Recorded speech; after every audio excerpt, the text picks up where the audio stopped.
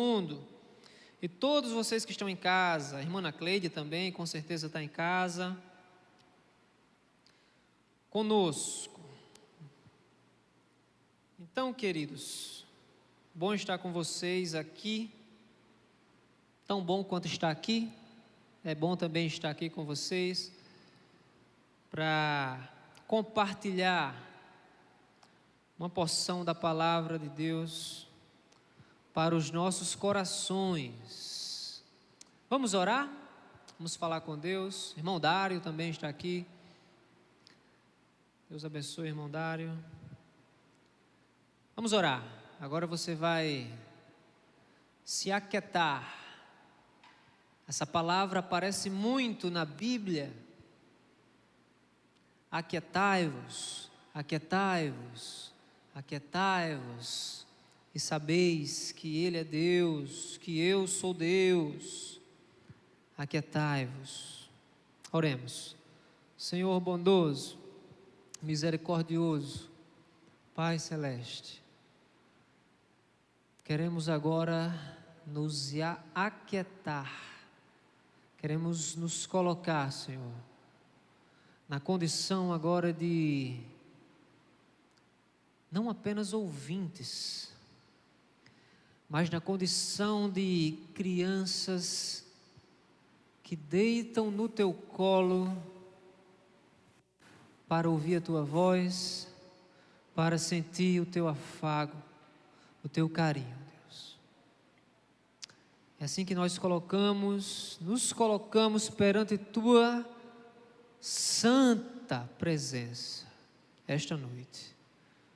Que teu Espírito agora comece a operar em nossos corações, a tranquilizar nossas mentes, aqui no templo e em todas as casas, em todas as famílias representadas. Essa é a nossa oração, nosso pedido, em nome de Jesus. Amém? Vamos abrir nossas Bíblias. Você que trouxe Bíblia, que anda com Bíblia, seja em qual formato for, no Evangelho segundo São Marcos, capítulo 4, a partir do verso 35, Jesus apazigua, acalma a tempestade. São Marcos capítulo 4, a partir do verso 35. Assim diz a palavra: e naquele dia, sendo já tarde, disse-lhes: passemos para outra banda, para o outro lado. E eles, deixando a multidão, o levaram consigo, assim como estava no barco. E havia também outros barquinhos, outros barcos que o acompanhavam. Verso 37: e levantou-se grande temporal, tempestade de vento, e subiam as ondas por cima do barco, de maneira que já estava se enchendo. E ele, Jesus, estava na popa do barquinho, dormindo sobre uma almofada, sobre um travesseiro. E despertaram-no, dizendo-lhe: mestre, não te importas que estejamos aqui a perecer? Não te importas que morramos? E ele, despertando, repreendeu o vento e disse ao mar: cala-te, aquieta-te. E o vento se aquietou, e houve grande bonança. E disse-lhes: por que sois tão tímidos, medrosos? Ainda não tendes fé? E sentiram um grande temor, e diziam uns aos outros: quem é este, que até o vento e o mar lhe obedecem? Vamos repetir? Quem é este que até o vento e o mar lhe obedecem? Quem é este? Irmãos, o laço afetivo que eu tenho com esse texto, ele é interessante. E quando eu me deparei com esse texto, eu lembrei e voltei a muitos anos atrás, mais especificamente na década de 90, acho que eu era ali da idade de João. Não, eu era mais novo, acho que eu tinha uns 7, 8 anos. E eu tenho raízes pentecostais também. Passei por uma igreja pentecostal, Assembleia de Deus, uma igreja tradicional. E era costume que todos os meses acontecia o culto das crianças. E lá estava eu, seria minha estreia nos púlpitos, aos 7, 8 anos por aí de idade. E lógico que eu me preparei para aquele momento. Escolhi ali a minha melhor roupa, peguei a roupa do ABC, que eu só usava em ocasiões especiais, uma calça preta, uma camisa branca, e obviamente as gravatas de meu pai não caberiam em mim, iriam bater aqui próximo ao joelho. Mas eu lembrei que eu tinha uma gravata borboleta, sabe, uma gravata de garçom. Então foi assim que eu estreiei nos púlpitos, vestido de garçom. E pedi ajuda ao meu pai e prontamente ele me ajudou ali a selecionar um texto. E a passagem foi essa, o trecho foi esse, a história foi essa, a narrativa foi essa. Jesus acalma a tempestade. Não lembro certamente se foi a narrativa de Mateus, de Marcos ou de Lucas, posto que a mesma passagem se encontra em Mateus, e Marcos e Lucas, com alguns detalhes a mais, outros a menos. Então eu tenho um carinho por esse texto. E pelo que eu me lembro, da década de 90 para cá, nunca mais eu preguei e falei nesse texto.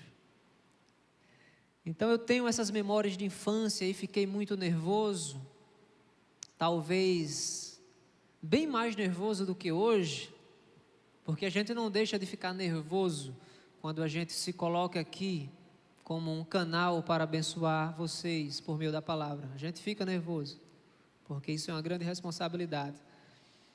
Mas eu lembro que fiquei muito nervoso naquela época, naquele dia, naquela noite. E como costume, denominacional, na Assembleia de Deus, naquele tempo, eu não seria o único pregador. Tinha uma fila de uns 10 meninos também assim para pregar. Todo mundo iria pregar e a gente falava assim um com o outro e dizia: eita, será que a gente consegue falar pelo menos 5 minutos? Então o desafio era falar pelo menos 5 minutos, o que para a gente era muita coisa naquele tempo. A gente tinha que preencher com muito glória, muito aleluia, com muita eloquência, com muito pulo, claro, para glorificar a Deus, mas a gente tinha que preencher o tempo com isso, que a gente não tinha repertório. Já gastei mais de 5 minutos aqui, tá vendo? Só nesse prelúdio, nessa introdução. Mas o que quero dizer é que eu tenho um carinho por esse texto, ele faz parte da minha vida, tem me acompanhado, e certamente não é um texto estranho para vocês. É um texto que fala sobre um milagre, sobre uma ação extraordinária a partir da voz e do comando de Jesus sobre a natureza. Os feitos miraculosos podem ser vistos na Bíblia, queridos, do início ao fim. E o tema milagres chama muita atenção. O tema milagres, a palavra milagres, está na boca do povo. Eu creio que, vamos lá, mais de 95%, se pudéssemos medir isso, mais de 95% das orações que Deus recebe estão diretamente relacionadas com a temática do milagre, porque as pessoas buscam milagres, existem pessoas que acreditam em milagres, existem pessoas que precisam de milagres e recorrem a Deus. E se eu perguntar a vocês aqui, quem precisa de um milagre? Certamente, por unanimidade, todo mundo vai levantar a mão e vai dizer: eu preciso de um milagre. Se não estou precisando agora, posso precisar amanhã. Em Marcos, por exemplo, mais na frente no capítulo 6, Jesus foi expulso de sua cidade, Nazaré, não onde ele nasceu em Belém, mas onde ele cresceu. E Jesus foi expulso, inclusive sob forte ameaça de vida. Bolaram um plano para conduzi-lo até um lugar alto e lançarem-no dali. E Jesus, de forma miraculosa, conseguiu se sair dali também, daquele quase atentado homicida. Mas Jesus, ao olhar para a sua própria terra, ele disse: o profeta não é valorizado em sua terra. E Jesus disse ainda: eu não operei mais milagres e prodígios ali, porque o povo era incrédulo, o povo não tinha fé. Jesus curou alguns, mas não fez grandes feitos como ele vinha fazendo em outras regiões, em outras aldeias, em outras cidades. Então a gente já vai assim, percebendo que há algo que impede o milagre de Deus em nossas vidas: a falta de fé. Então essa mensagem hoje é para você, incrédulo, e eu digo isso com carinho. É uma mensagem também para você que tem fé, mesmo que seja do tamanho de um grãozinho de mostarda. Alguns ainda indagam assim quando o assunto é milagres: por que será que os milagres não acontecem tão rotineiramente como aconteciam nos tempos bíblicos? Há aqueles que fazem essas perguntas. Há também aqueles que não creem nos milagres citados na Bíblia e apresentam outras explicações. Por exemplo, a multiplicação dos pães e dos peixes. Eu já vi algumas linhas de argumentação de pessoas que disseram o seguinte, e vocês vão lembrar do milagre da multiplicação dos pães e peixes.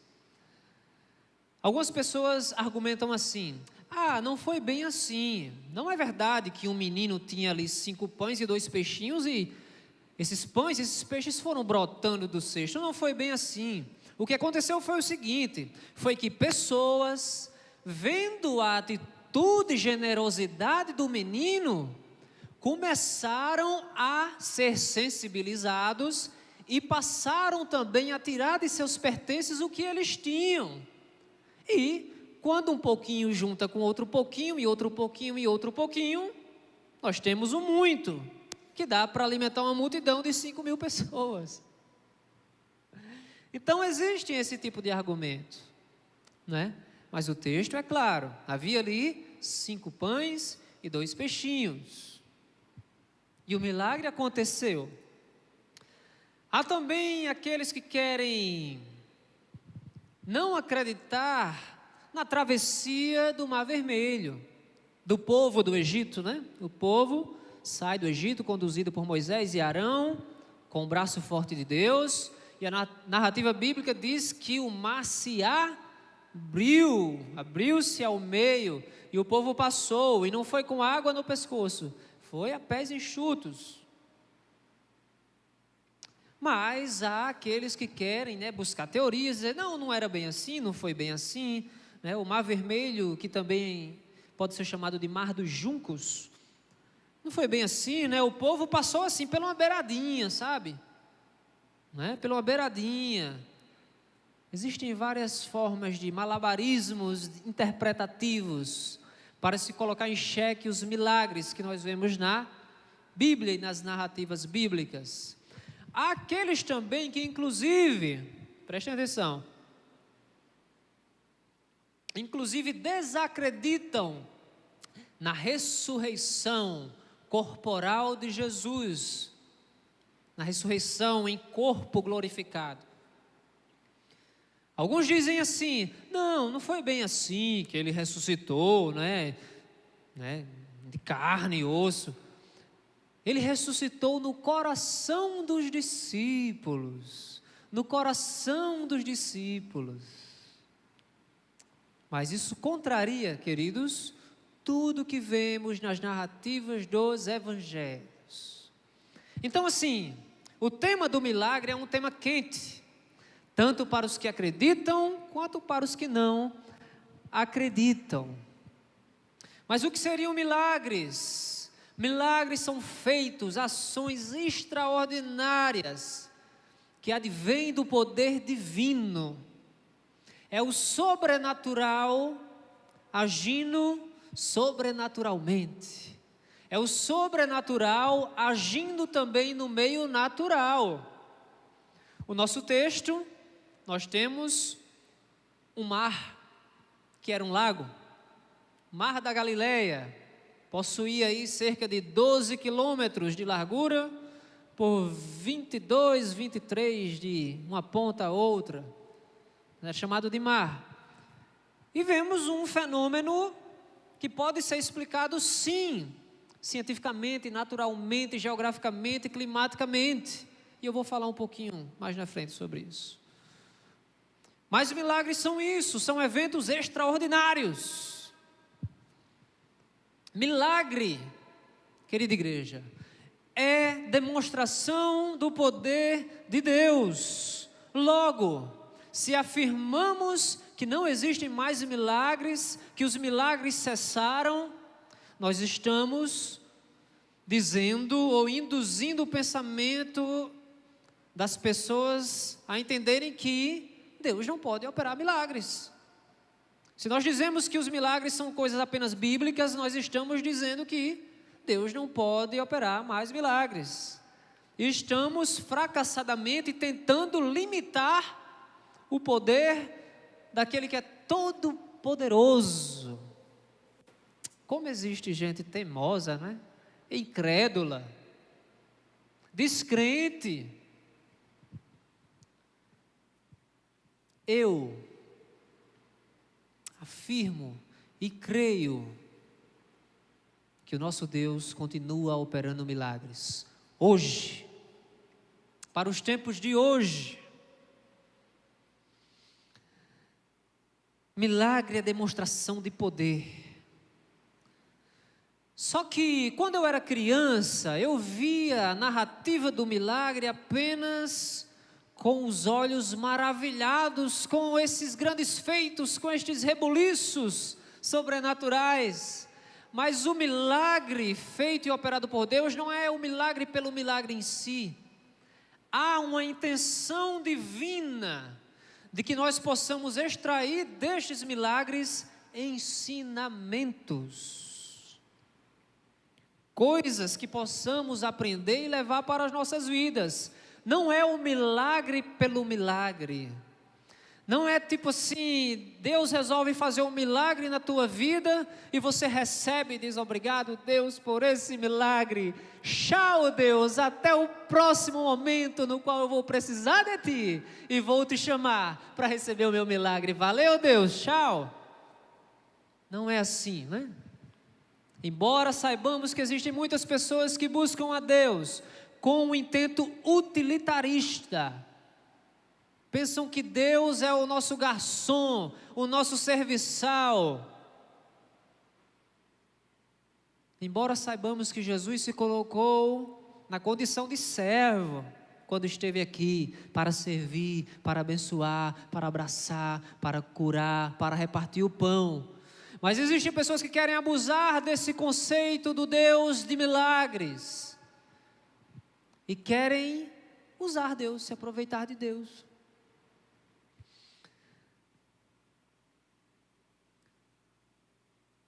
A pedagogia do milagre vai além das nossas percepções e emoções provocadas pelo milagre em si.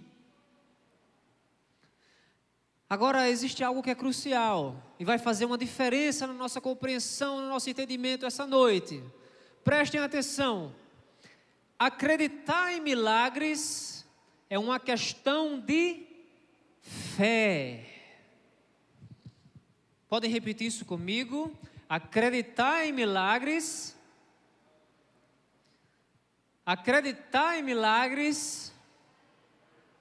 é uma questão de fé. É uma questão de fé. Os milagres não podem, não devem ser condicionados a uma tentativa de comprovação científica.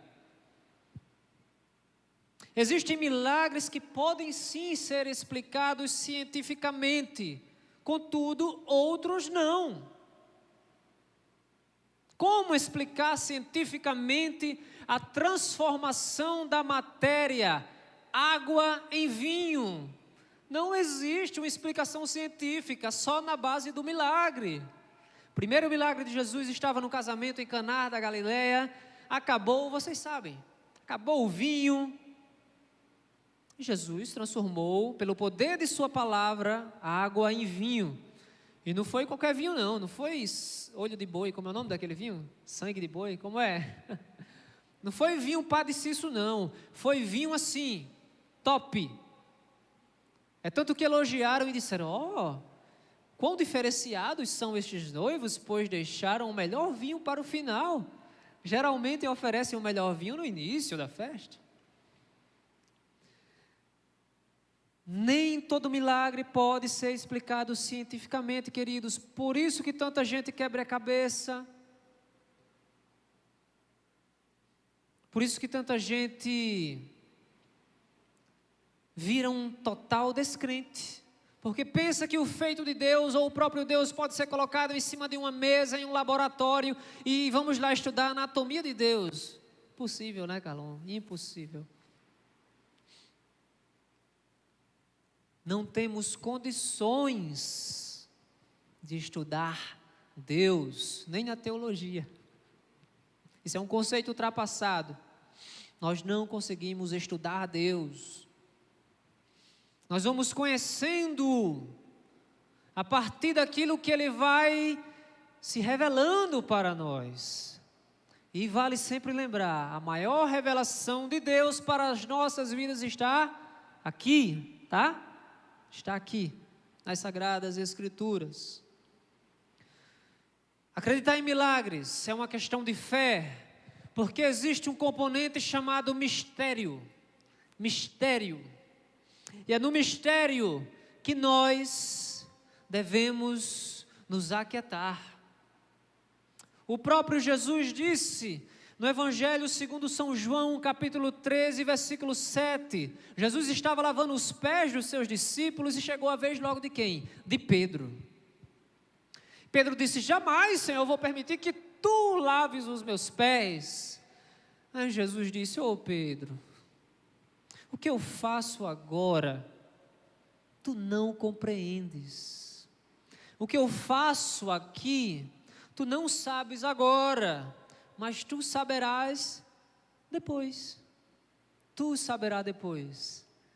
Existem mistérios, existem milagres que nós só vamos entender, saber, compreender, mensurar depois.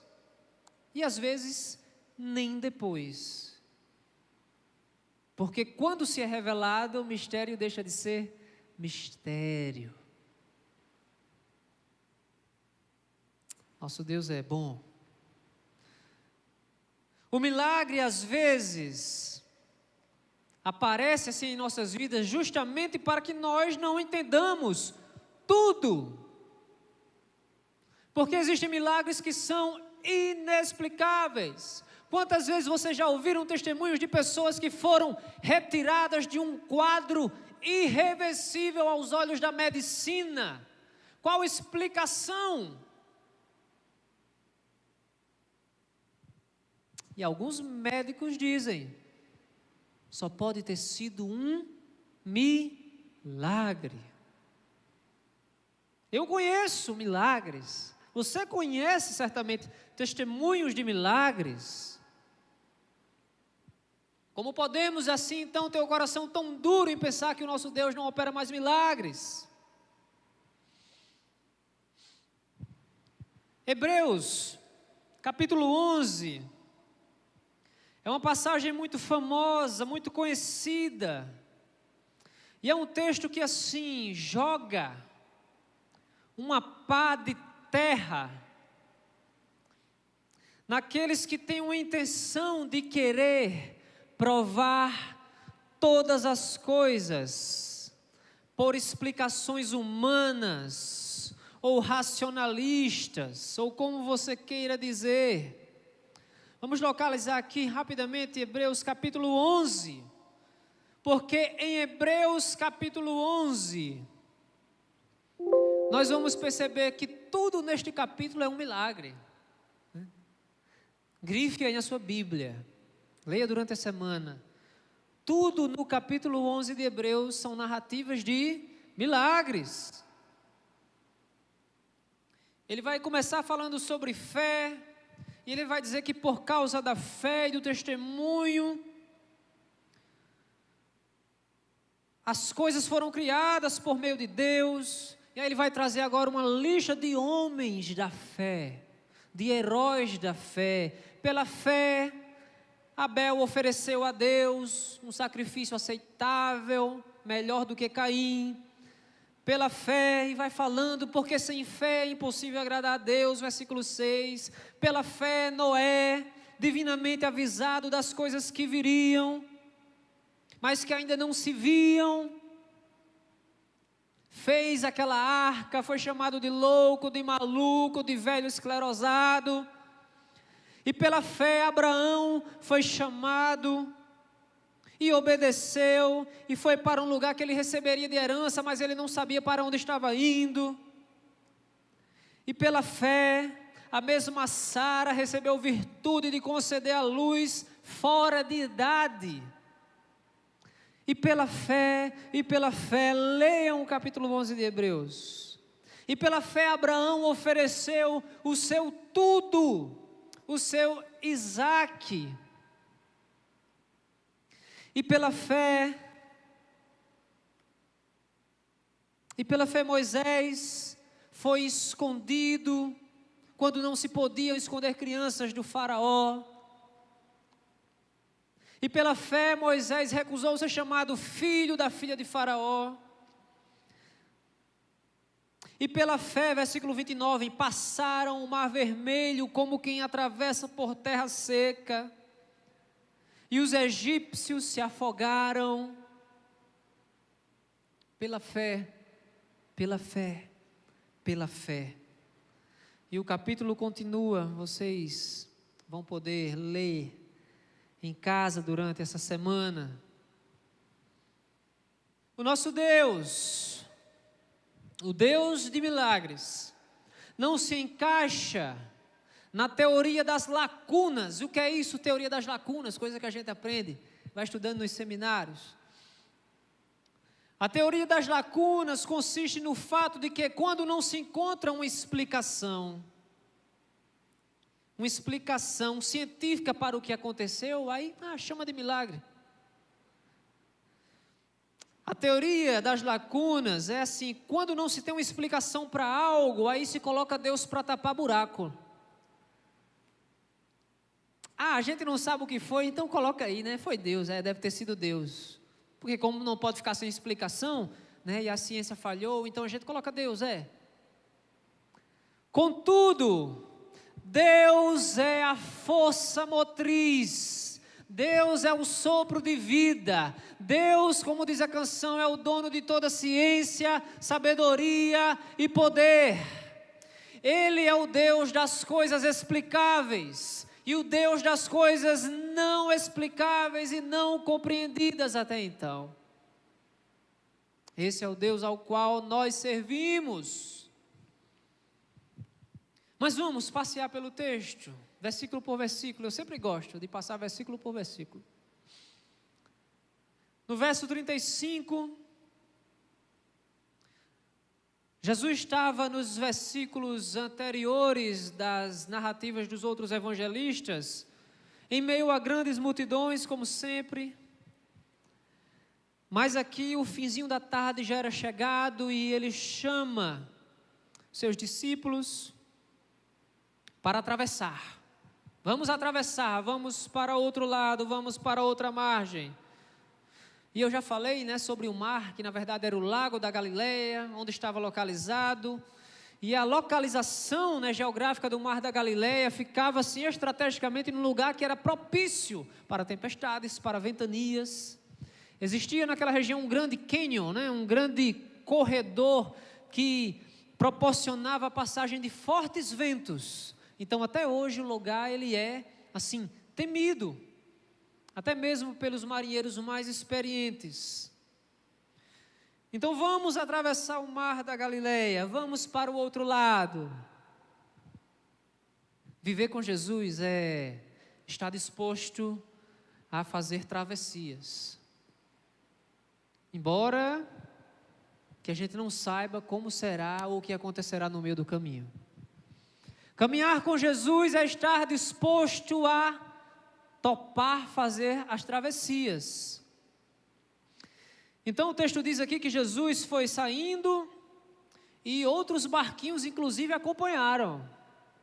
Então temos ali Jesus num barquinho e outros barquinhos que acompanharam. Esse chamado de Jesus, vamos atravessar, vamos passar. Jesus deixa a multidão, versículo 36, vai para o barquinho. E no versículo 37 começa a acontecer os efeitos, as relações fenomenológicas, as ações da natureza. E a Bíblia expressa ao dizer que, verso 37, levantou-se um grande temporal, uma grande tempestade. E subiam as ondas, ou seja, não era um navio, era um barquinho. E o que a gente pode extrair desse versículo como verdade espiritual para as nossas vidas é que as tempestades, queridos, irmãos e irmãs, assolam a vida, a nossa vida, mesmo estando Deus presente. Contudo, há uma grande mentira que é repetida para nós e que é repetida há muito tempo. E a mentira consiste em dizer que Deus não habita a tempestade, de que Deus não está na tempestade, de que Deus não está nos terremotos, nos furacões, nas tragédias, nas catástrofes. Mas Deus está em todo lugar, Deus está em toda situação, Deus não está alheio à sua travessia. Deus não está alheio à sua travessia, e eu não sei se sua travessia é por um mar, é por um deserto, é por uma selva, eu não sei por onde você está andando, não sei qual é a sua travessia, mas Deus está nas travessias, e Deus é o Deus que está também nas tribulações e nas tempestades. É tanto que o apóstolo Paulo aprendeu, e nós tardamos às vezes em aprender. O apóstolo Paulo falava com um orgulho santo e nos convocava e convocava as igrejas a dizer assim: gloriemo-nos, pois, nas tribulações. E nós podemos substituir tribulações por tempestades, por que não? Gloriemo-nos, pois, nas tribulações.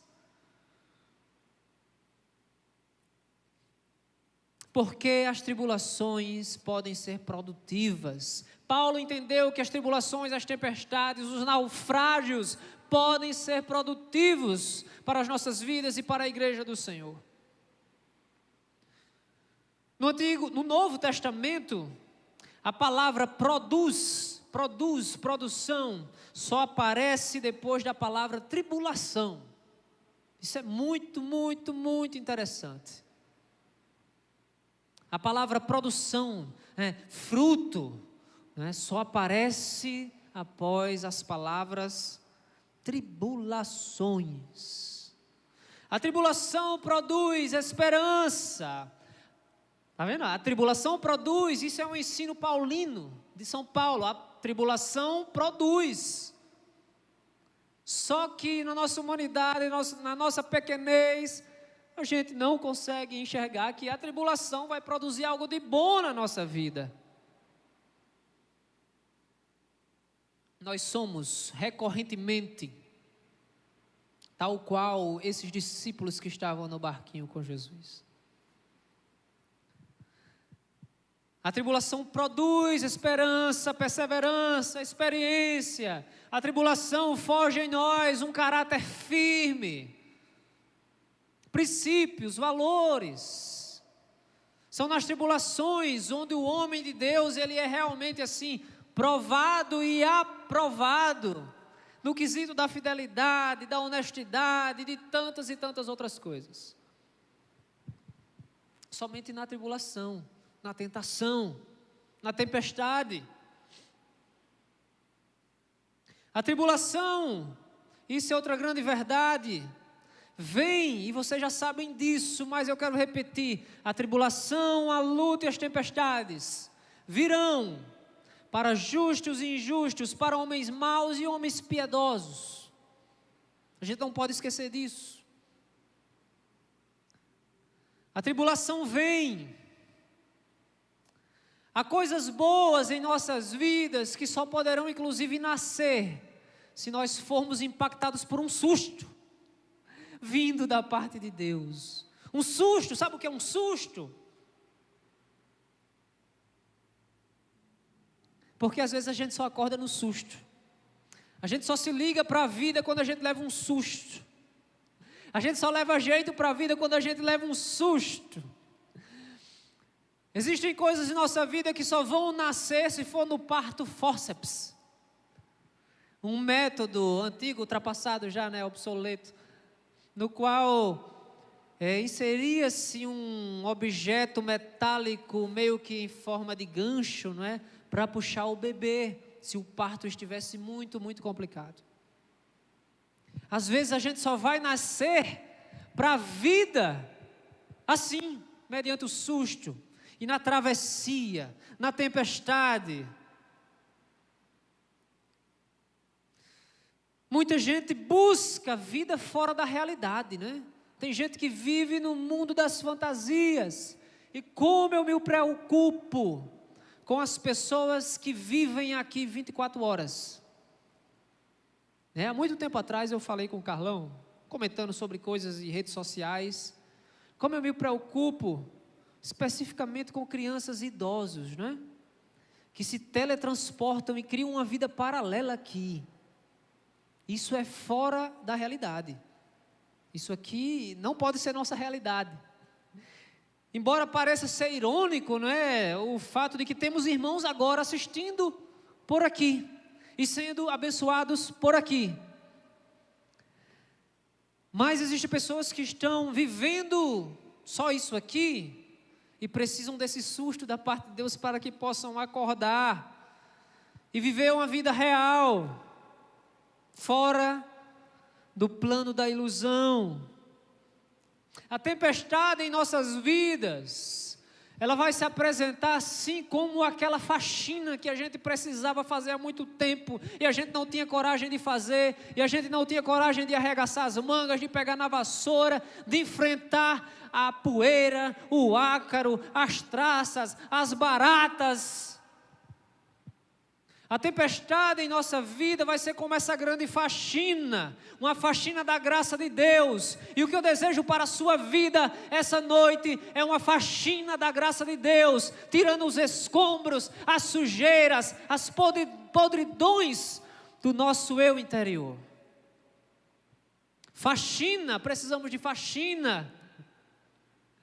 Se somos templo e morada do Espírito Santo, nós não podemos permitir sujeira na nossa vida. E você sabe quando o lugar tem muita sujeira, você começa a tossir, você começa a espirrar, você fica incomodado, você passa a mão e sente. As tempestades são como uma grande faxina na nossa vida.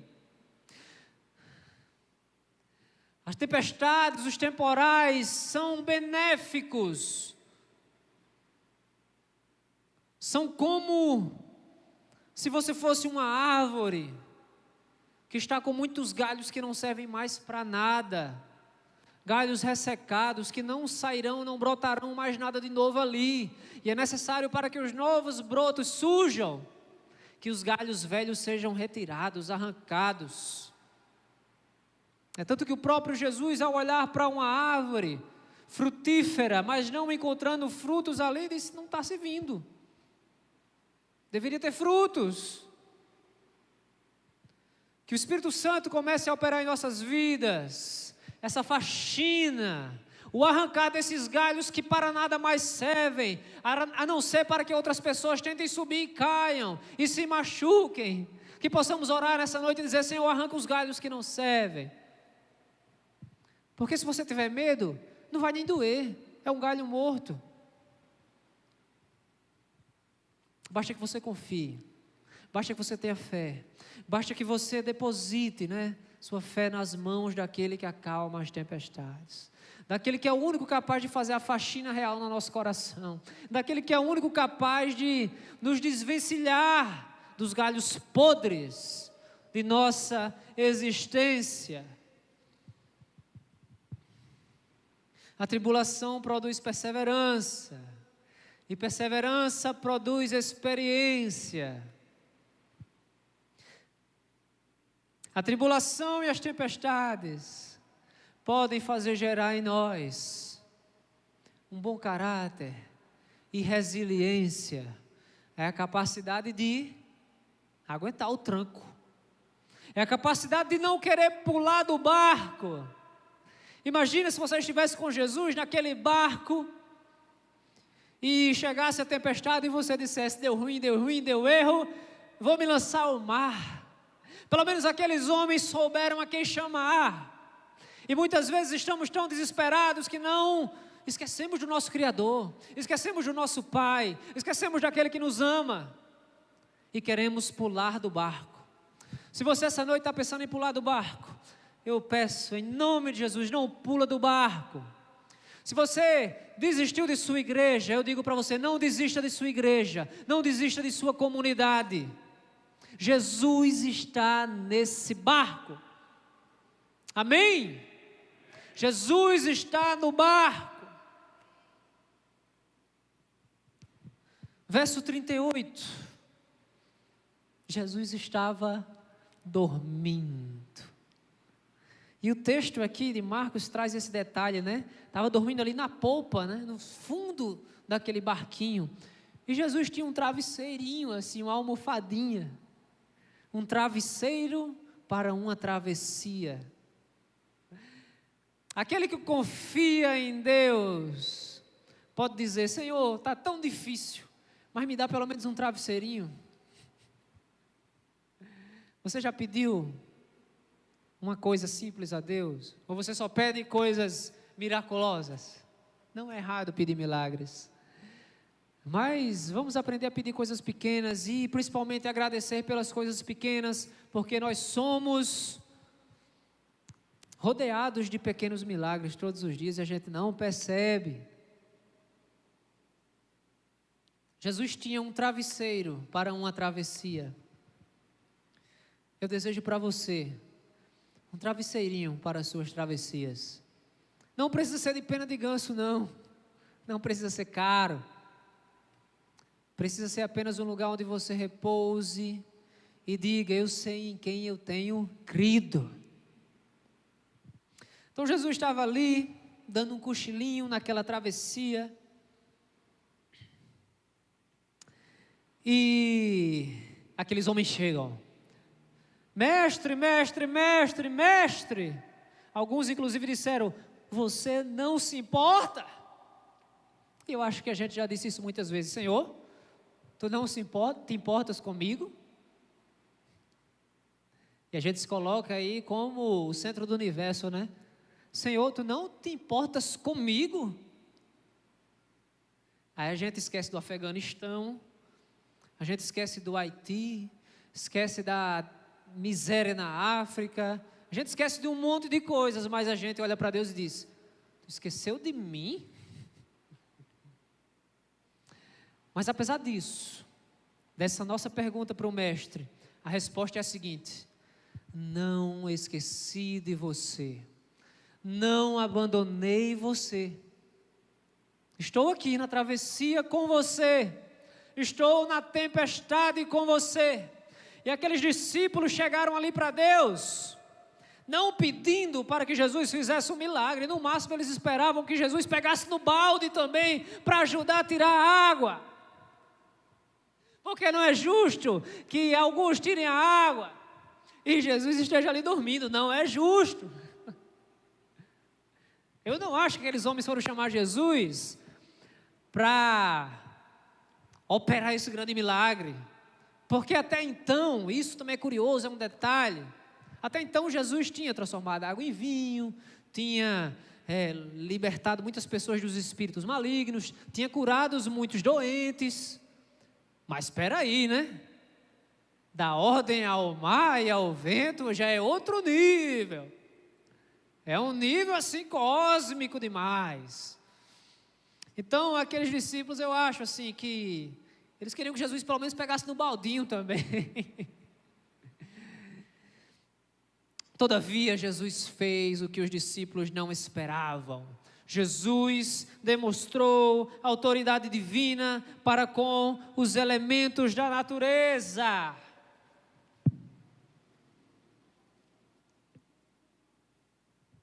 Jesus disse: cala-te, aquieta-te. E o vento se aquietou, e o vento cessou, e houve ali grande, qual é a palavrinha? Bonança, irmão Elias, amém, houve ali grande bonança. Verso 39, Jesus deu sua ordem, Jesus usa a tempestade para dizer-nos que Ele pode.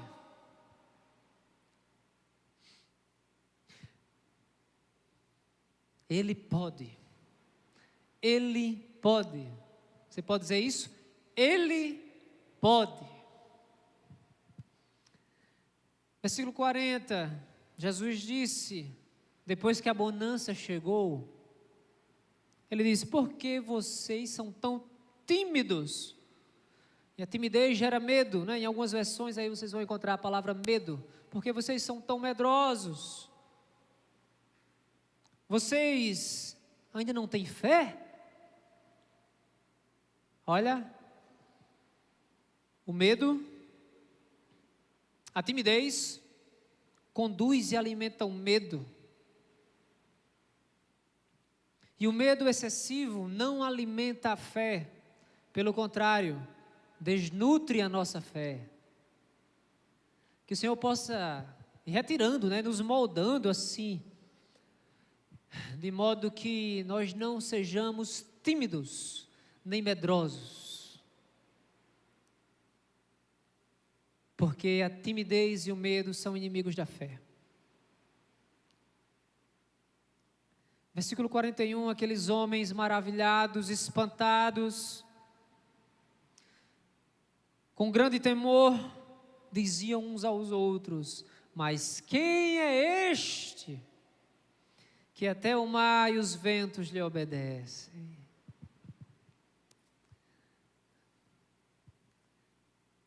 Jesus nos chama, e eu já vou caminhando para a conclusão. Jesus nos chama para que olhemos para o nosso próprio coração, para os nossos temores, para os nossos medos, nossas fobias. Jesus nos chama para que no meio da tempestade, no meio da travessia, a gente possa olhar para dentro da gente. Porque a conclusão é simples. Jesus não apenas quer nos mostrar como Ele é poderoso sobre a natureza. Jesus não quer apenas isso, porque Deus não precisa provar para Deus, ou Deus não precisa provar para a gente que Ele é Deus, mesmo Ele sendo Deus. Porque acalmar os ventos para Deus é fácil, Acalmar as tempestades e o mar para Deus é fácil. O difícil é acalmar o coração humano. O coração humano é pior do que muitos mares bravios. O coração humano é pior do que as maiores tempestades, os maiores tornados, os maiores fenômenos climáticos. O coração humano, ele às vezes é pior e mais assustador do que um vulcão em erupção. Esse é o coração humano. Acalmar tempestades e ventos para Deus é fácil. Você precisa dizer para Deus: Senhor, acalma o meu coração, acalma a minha mente, retira o medo, retira a timidez, para que eu possa confiar em Ti e somente em Ti. Porque o meu coração é rebelde, e o nosso coração, a natureza que herdamos de Adão, é uma natureza rebelde. E Deus sabe disso. As ondas e ventanias não oferecem resistência ao Criador, mas o nosso coração resiste. E a Bíblia prova como nós resistimos a Deus, como pessoas resistem ao Espírito Santo, como pessoas permitem que seus corações se transformem em corações duros e de pedra. Porque o Espírito Santo não é um arrombador de portas. O Espírito Santo é Deus fazendo um convite para nós abrirmos a porta. Abra a porta do seu coração e da sua mente para receber mais de Deus, para receber os milagres de Deus para a sua vida. Mateus capítulo 7, temos aquela narrativa da casa na rocha e da casa da areia. O homem sábio construiu a sua casa sobre a rocha, de igual modo o homem tolo, nécio, construiu a sua casa sobre a areia. Mas sabe o que há em comum entre esses dois homens? E sobre essas duas construções? É que ambas foram afetadas por ventos, por águas, por correntes. Aquilo que eu disse, as tempestades virão para todos nós. Não sabemos o dia nem a hora que ela chegará, mas o diferencial será em quem construiu e balizou a sua fé sobre a rocha, que é Cristo Jesus, o Nazareno que acalma as tempestades. A natureza ouve e obedece à voz de Deus. Ouça você também a voz de Deus. Martinho Lutero disse: se você quer ouvir a voz de Deus, leia a Bíblia, abra a Bíblia, medite na Bíblia, medite na palavra. Ele acalma a tempestade natural, mas Ele também quer acalmar as tuas tempestades mentais, as tuas tempestades emocionais. E se engana aquele que pensa que o silêncio é a ausência de Deus. Deus também está na tempestade, Deus também está no silêncio. Para encerrar, leamos Salmo 29. Salmo 29. Eu quero apenas dizer para você: ouça a voz de Deus. Salmo 29, façamos essa leitura. Atribuam ao Senhor, ó seres celestiais, atribuam ao Senhor glória e força. Atribuam ao Senhor a glória que o seu nome merece. Adorem o Senhor no esplendor do seu santuário. A voz do Senhor ressoa sobre as águas. O Deus da glória troveja. O Senhor troveja sobre as muitas águas. Como assim Deus não está na tempestade? A voz do Senhor é poderosa. A voz do Senhor é majestosa. A voz do Senhor quebra os cedros. São árvores gigantes, imensas. O Senhor despedaça os cedros do Líbano. Ele faz o Líbano saltar como bezerro, o Sirion como um novilho selvagem. A voz do Senhor corta os céus com raios flamejantes. A voz do Senhor faz tremer o deserto. O Senhor faz tremer o deserto de Cádiz. A voz do Senhor retorce os carvalhos e despe as florestas.